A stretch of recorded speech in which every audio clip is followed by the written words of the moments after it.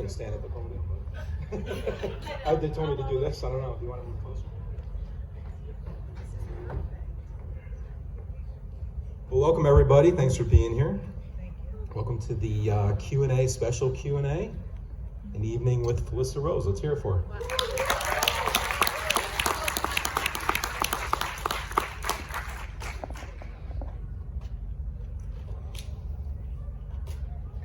Is it? Hello. Hi.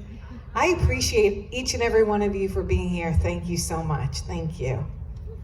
Wonderful. All right, so essentially I'm going to ask a couple questions, but we're going to kick it over to you guys. I'm sure you have much better questions than I have, so and this really is for you. So thank you, Felissa, for being here. We really appreciate it. Thank you. So let's start, obviously, with Sleepaway Camp, your first role. I'm sorry, what movie?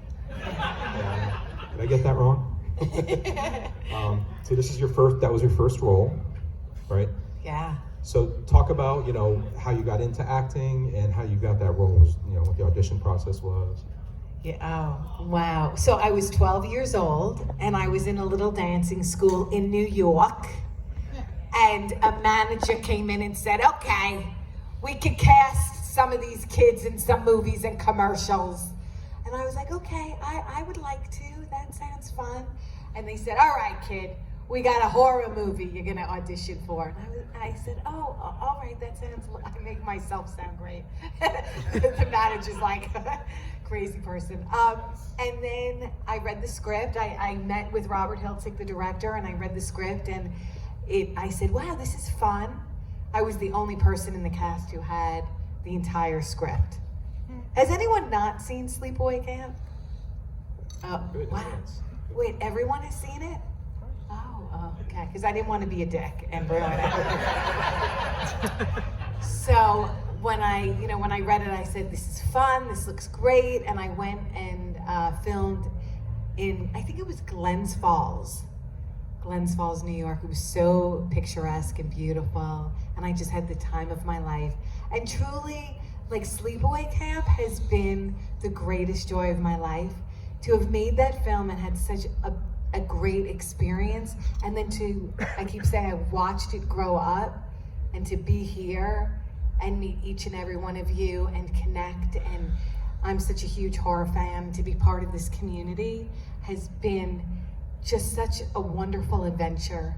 So I thank all of you, because I'm here because of you, and I'm just very, very grateful. Thank you so much for just watching this film and giving it some time. Thank you.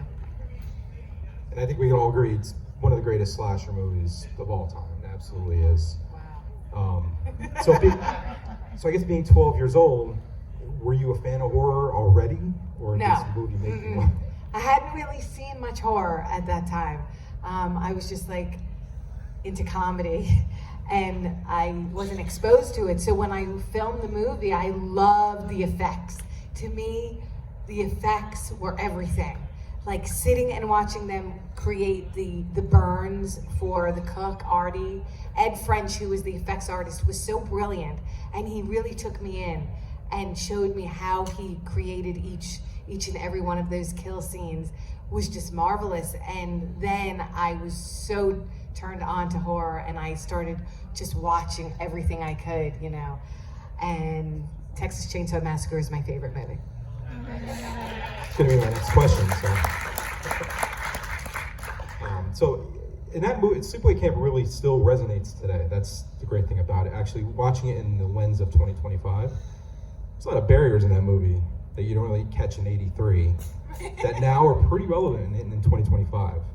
So, besides that, what else do you think really makes this such a cult classic for horror fans? That's such a great question. Sleepaway Camp is it's literally a funny movie. So it has the camp, it's very campy, very campy. It's like Meatballs with some kill scenes. And I just think it's also very 80s. So we love watching that crazy wardrobe with the short shorts and the half tops. And then you get the New York accents. We're all talking like this. And then on top of that, we're really legitimately between the ages of 13 and 17. So we were real kids. We weren't like Friday the 13th from California, and we're 28 years old playing 11. Yeah. We were like, hey, we're making a movie here. This is great. Oh my God.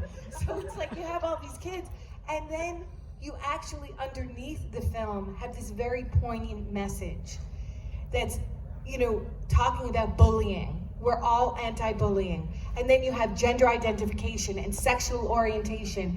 And it's like, what is the true message here? The message is be authentically you, and be kind, and be honest, and be real. And I think when you watch Sleepaway Camp, on some odd subconscious level, you really kind of grasp that.